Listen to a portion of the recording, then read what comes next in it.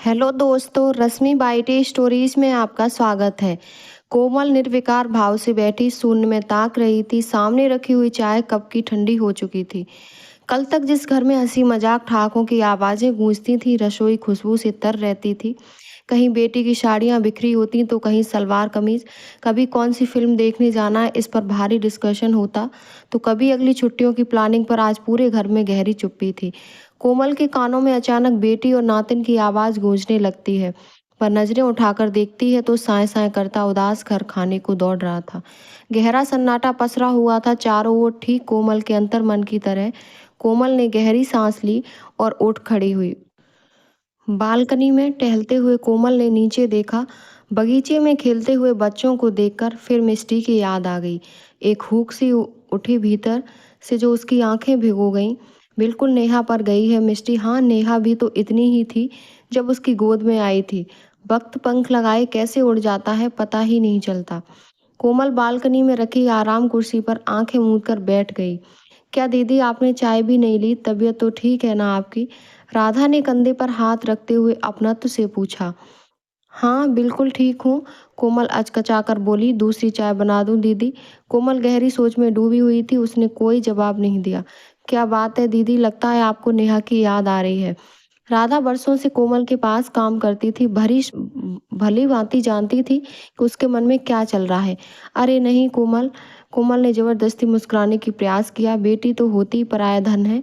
मैं तो खुश हूँ, ऐसा योग दामाद और नातिन का सुख लिखा है मेरे भाग्य में। मैं तो अगर दिया लेकर ढूंढती तब भी ऐसा दामाद न ढूंढ पाती।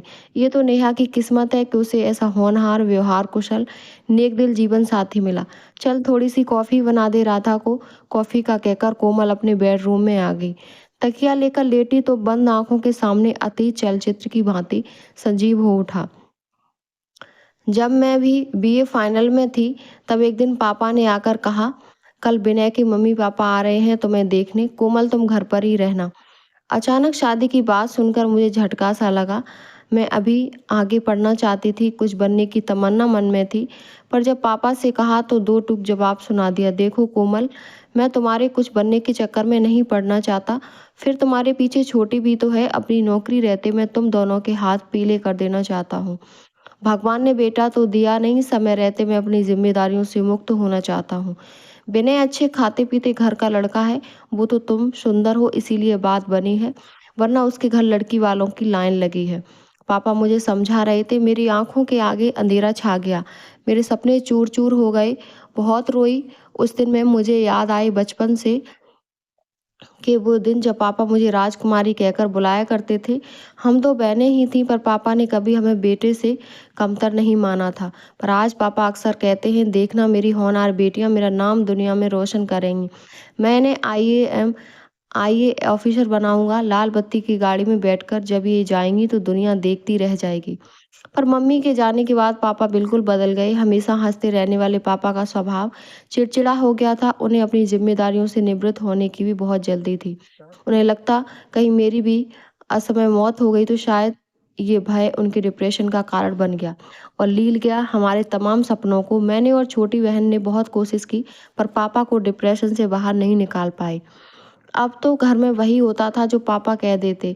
जिस दिन विनय अपने मम्मी पापा के साथ मुझे देखने आए, उसी दिन मेरी और विनय की सगाई तय हो गई और परीक्षाएं खत्म होते ही विवाह। सब कुछ इतना आनंद फानन में हुआ कि सोचने समझने का मौका ही नहीं मिला। वैसे विनय मुझे भी पसंद आया। लम्बा कद, गौर बड़ और उसका शायराना अंदाज। अब मेरे सपनों में था विनय और सिर्फ विनय। मेरी पापा ने सारी शिकायतें फी रफा दफा हो गई।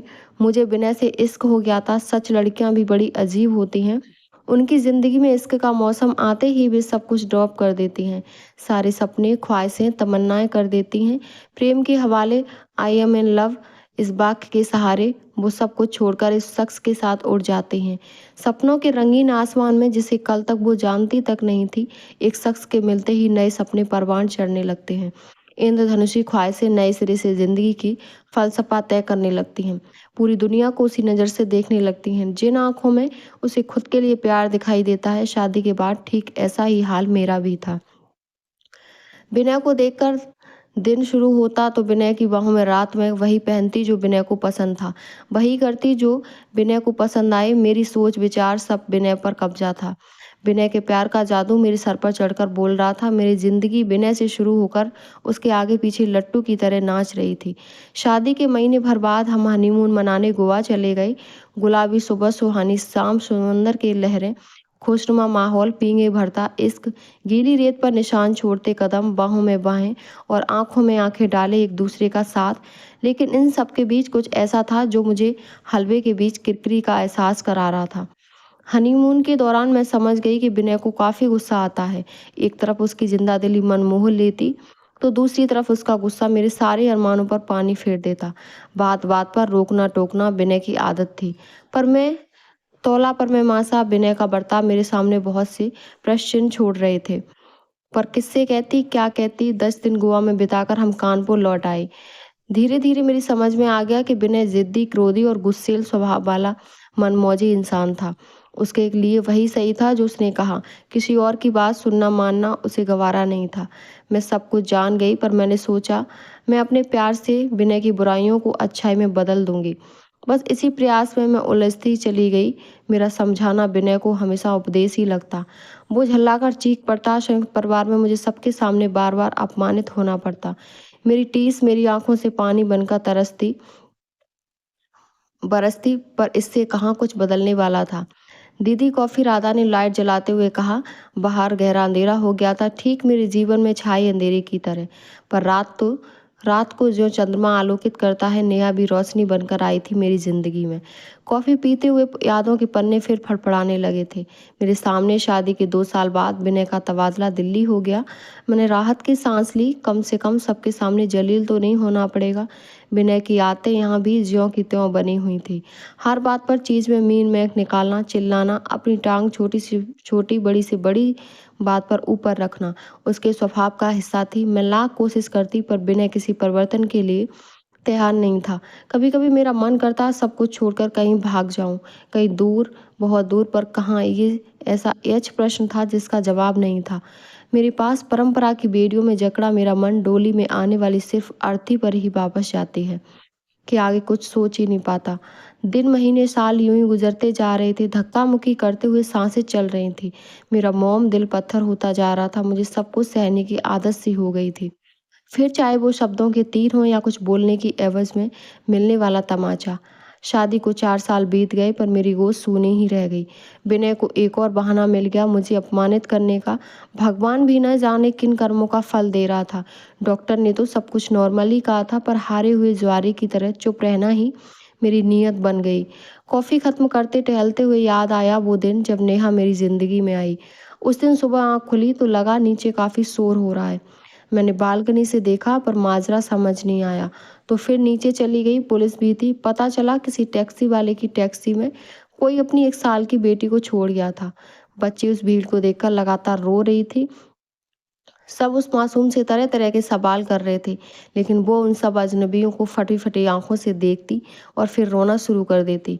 पुलिस अपनी पूछताछ पर कर रही थी। टैक्सी वाला अपनी अनभिज्ञता की कहानी कह रहा था। लोगों के कयास जारी थे। कोई माता पिता के भूलने की बात कहता तो कोई जानबूझकर छोड़ देने की। कोई बेपरवाही के अन्य किस्से सुना रहा था तो कोई भगवान की लीला बता रहा था। पर किसी को बच्ची की परवाह नहीं थी। ऐसा नहीं लग रहा था। मैंने आगे बढ़कर बच्ची को गोद में ले लिया और फिर पास ही एक पान की दुकान से टॉफी और बिस्किट खरीद दिए। बच्ची थोड़ा सा स्नेह पाकर चुप हो गई। मेरी ममता मुझे मजबूर कर रही थी। मैं लगातार उसके सर पर हाथ फिराती रही। पुलिस ने अपनी कार्रवाई समाप्त की और मेरी गोद से बच्ची को लेने लगी। मैं जैसे ही बच्ची उन्हें सौंपने लगी, वो फिर से रोने लगी। अब मेरी ममता अपने चरम पर थी। मैं उसे रोते हुए नहीं देख पा रही थी। फूल सी नन्ही जान मेरी गोद से नीचे नहीं उतरना चाहती थी। उसने मेरी साड़ी का पल्लू कसकर पकड़ रखा था। मेरे भीतर की माँ ने बिना विनय की परवाह किए, जब तक इसके माता पिता नहीं मिल जाते क्या मैं इसे अपने पास रख सकती हूँ? पुलिस वालों की तो जैसे बला टली, क्यों नहीं, जब इसके माँ बाप मिल जाएंगे हम इसे ले जाएंगे। मेरा नाम पता नोट कर पुलिस ने अपनी राह पकड़ी और मैंने अपनी बच्ची में सर के हाथ फेरते हुए उससे बातें करते जब घर के दरवाजे पर पहुंची तो होश में आकर ठिठक गई। विनय दरवाजे पर ही खड़ा था। विनय, मैं अपने बच्ची अपने माता पिता से बिछुड़ गई है। विनय बुरी तरह रो रही थी तो मैंने किसी तरह थूक निकलते हुए मैंने कहा। विनय पांव पटकते हुए भीतर चला गया। आने वाले तूफान का अंदाजा हो चुका था मुझे, पर अब क्या तीर तो तरकस से निकल चुका था। विनय पता नहीं क्या सुलूक करती पुलिस इस मासूम के साथ, इसीलिए इसे अपने साथ ले आई। क्यों ठीक ही किया ना मैंने, कहते हुए मेरी जुबान लड़खड़ा रही थी। बदन सूखे पत्ते की भांति कांप रहा था। हाँ, बड़ा पुण्य का काम किया। न जात का पता, न धर्म का पता, नहीं किसका पाप है। बस ले आई, गोदी में उठाकर घर पर ही पड़ा था। मैं पूछने तक की जहामत नहीं उठाई। तुमने बहुत चर्बी चढ़ने लगी है आजकल, भुनभुनाते हुए विनय ऑफिस चला गया। 4 दिन तक लड़की के माँ बाप कोई पता नहीं चला। विनय रोज मुझसे लड़ता, लड़की को पुलिस के हवाले करने की बात कहता, ये फिर अनाथालय छोड़ने की रट लगाता। मुझे अपनी ममता की पुकार के आगे कुछ सुनाई नहीं दे रहा था। विनय की हर बात पर मैंने चुप्पी का ब्रह्मास्त्र रख दिया। मेरी चुप्पी उसके गुस्से की ज्वाला में घी का काम कर रही थी। एक दिन मैंने हिम्मत करके विनय से पूछा, विनय क्यों ना हम इस बच्ची को हम गोद ले लें। प्लीज विनय, मना मत करना, विफर गया था। विनय मेरी बात सुनकर जाने कितनी जली कटी बातें सुनाई थी उसने मुझे, और फिर अपना फैसला सुनाते हुए बोला, देखो कोमल, किसी और के पाप को मैं अपने गले की घंटी हरगिज नहीं बना सकता। मैं 3 दिन के लिए कंपनी के काम से बाहर जा रहा हूँ। जब वापस आऊँ तो ये पाप का लोथड़ा मुझे यहाँ दिखाई नहीं देना चाहिए, वरना ऊपर से नीचे फेंक दूंगा। दहाड़ता हुआ विनय चला गया। भीतर तक कांप गई थी मैं। अजीब कसमकस थी। एक तरफ जिद्दी झगड़ालू पति था तो दूसरी ओर फूल सी मासूम बच्ची, जो अब मुझे मेरे वजूद का हिस्सा लग रही थी। बहुत उलझन भरे थे वे 3 दिन। मैं उस मासूम बच्ची को किसी भी कीमत पर खोना नहीं चाहती थी। मेरी ममता का बेग इतना अधिक था कि मेरी छाती में दूध उतर आया। न जाने किस भावावेश में मैं उसे दूध पिलाने लगी। भगवान ने मेरे लिए अनमोल तोहफा भेजा था। मेरी मन्नतें, प्रार्थनाएं, व्रत, उपवास सब पूरे हो गए थे। फिर भला कैसे छोड़ दूं डूबती नैया इस पतवार को। क्या पति नामक जीव इतना महत्वपूर्ण है जिंदगी में कि उसके बिना जिया नहीं जा सकता। क्या उसके लिए मैं अपनी ममता का गला घोंट दूं। क्या मंगलसूत्र और सिंदूर की बेड़ियों में जकड़ी नारी का पति से अलग कोई व्यक्तित्व नहीं। क्या गुस्सैल पति की गालियां खाने से अच्छा ममता के समंदर में गोते लगाना नहीं। ये प्रश्न लगातार मेरा आत्ममंथन कर रहे थे। प्रश्नों के चक्रव्यूह में उलझते निकलते 2 दिन बीत गए थे। अजनबी मासूम बच्ची और अपने पति विनय में से मुझे किसी एक को चुनना था, वो भी विनय के लौटने से पहले। आखिर बहुत सोचने के बाद मैंने फैसला लिया कि मैं न तो इसे पुलिस के हवाले करूंगी, न ही इसे अनाथालय भेजूंगी। पत्नी बनकर बहुत जी ली, अब मां बनकर जीने की इच्छा और दृढ़ निश्चय ने मुझे जोश से भर दिया था। मैंने अपना सामान बांधा, जेवर और पैसे भी रख लिए। मैं जानती थी जब तक कोई स्थायी इंतजाम और नौकरी नहीं मिलती, इन्हीं रुपयों से काम चलाना होगा। विनय के नाम मैंने एक छोटा सा खत छोड़ दिया। विनय, मैं जा रही हूँ, पत्नी बनकर जी रही हूँ। मुझे नहीं लगता तुम्हें मेरी कोई खास ज़रूरत होगी। आज इस मासूम को मेरी ज़रूरत है। तुम इसे अपना नहीं सकते और मैं इसे छोड़ नहीं सकती, इसीलिए जा रही हूँ। माँ बनकर जीना चाहती हूँ। तुम चाहो तो दूसरी शादी कर लेना, मैं कभी तुम्हारे पास वापस लौट कर नहीं आऊँगी। मुझे जीने का मकसद मिल गया, मैं इसे खोना नहीं चाहती। कोमल इसके पश्चात दिल्ली से दूर महाराष्ट्र के इस छोटे से कस्बे में आ गई। अब सफ़ेद साड़ी में मेरे विधवा होने की पहचान थी।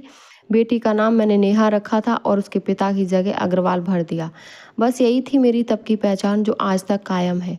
यहाँ आकर मैंने छोटे बच्चों को पढ़ाना शुरू कर दिया। बाद में एक स्कूल में नौकरी मिल गई। नेहा और मैं साथ साथ स्कूल जाते। जिंदगी की आवश्यकताओं को पूरा करने जितनी आमदनी हो जाती थी। नेहा धीरे धीरे बड़ी हो रही थी। पढ़ने में भी वो काफ़ी तेज थी। टेबल टेनिस खेलने में उसका कोई जवाब नहीं था। राज्य स्तरीय कई पुरस्कार उसे मिले थे। इसी दौरान उसकी मुलाकात संदीप से हुई। पहचान, दोस्ती और फिर प्यार में तब्दील हो गई। और करीब 3 साल पहले मैंने शादी कर दी नेहा की। पिछले 10 दिन नेहा, संदीप और नातिन मिष्टी छुट्टियां मनाने गए आए थे मेरे पास। मैं आज पूरी तरह संतुष्ट हूँ। एक माँ के रूप में, नानी के रूप में मेरे हाथ खुद ब खुद आसमान की ओर जुड़ गए। भगवान से तेरी शुक्रगुजार हूँ, तूने मेरी गोद ममता से भर दी। मेरी सबसे बड़ी दौलत है मेरी बेटी नेहा। मैं बहुत खुशनसीब हूँ क्योंकि मैं एक माँ हूँ, सिर्फ एक माँ, सिर्फ माँ। सोचते सोचते अपनी गीली आंखों को पोंछते हुए मेरी उंगलियां नेहा के नंबर डायल करने लगी। उम्मीद करती हूँ मेरी कहानी आपको पसंद आई होगी। अपना विचार कमेंट बॉक्स में ज़रूर बताएं और हमारे चैनल को सब्सक्राइब करें। धन्यवाद।